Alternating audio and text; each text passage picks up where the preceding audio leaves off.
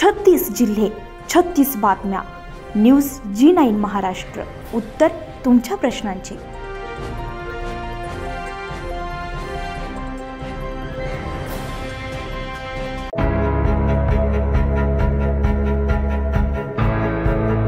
अंजनगाव सुरजी तालुक्यातील अंतोळा गावामध्ये जाणारा रस्ता गावातील अंतर्गत काँक्रीट रस्त्याच्या कामाचा भूमिपूजन आणि लोकार्पण सोहळा संपन्न झालाय.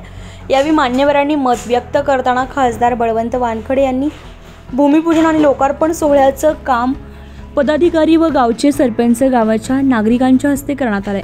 माझी खासदारकी लोकांना अर्पित करत आहोत. जनताच ही माझी खासदार आहे. मी सेवेत मतदारसंघाचा विकास करणार.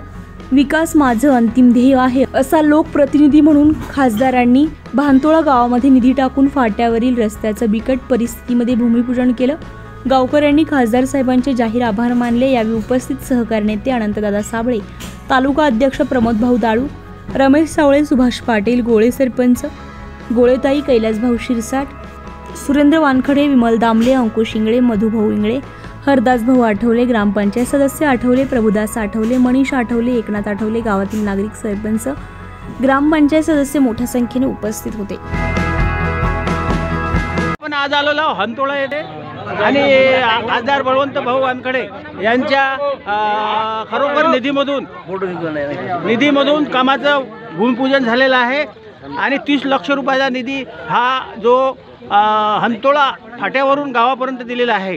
त्यासाठी बळवंत भाऊंनी जो निधी दिला खरोखर या गावासाठी चांगलं काम केलेलं आहे. त्यासाठी आपल्या पदाधिकाऱ्याचं मत जाणून घेऊया.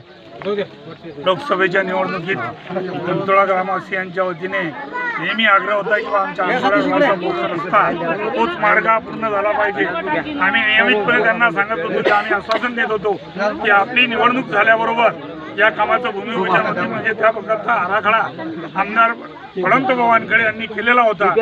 आज ते खासदार झाले. आज खासदार होत असताना या गावचा 45 लाख रुपयाच्या निधीचा. चला, आज आपण आलेलो आपल्या बळवंत भाऊ खासदार यांनी जे कामाचे भूमिपूजन केलेले आहे आणि स्वतः नसताना सर्व अधिकाऱ्यांना संपूर्ण अधिकार दिलेले आहेत. असे पहिले खासदार आहेत की खासदार असो की आमदार असो, हे सर्व खासदारकी आमदारकी सर्व लोकांना जनतेला अर्पित केलेली आहे आणि पदाधिकाऱ्यांना अर्पित केली आहे. म्हणून पदाधिकारी काय बोलतात यावर त्यांचं मत जाणून घेऊया.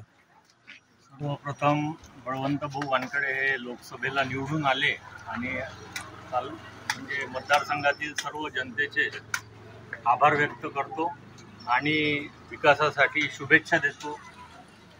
अंतोड्यातला रोड हा बऱ्याच वर्षापासून अतिशय खराब होता. तो झाला पाहिजे. गावकऱ्यांची इच्छा होती. आता इथे आम्ही यायचो तेव्हाही आम्हाला वाटायचं की रोड झाला पाहिजे.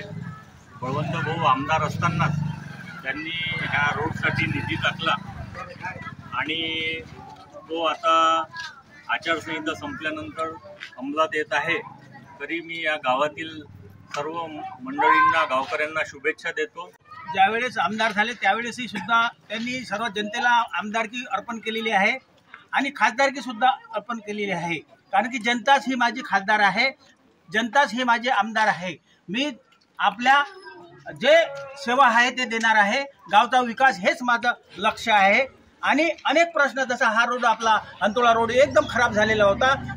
म्हणजे खरोखर लोकांची दैनंदिन अवस्था होत होती आणि खूप परिस्थिती बेकार होती. अशा परिस्थितीत बळवंत भाऊ यांनी जो रस्ता टाकला, जनतेला सेवा दिली.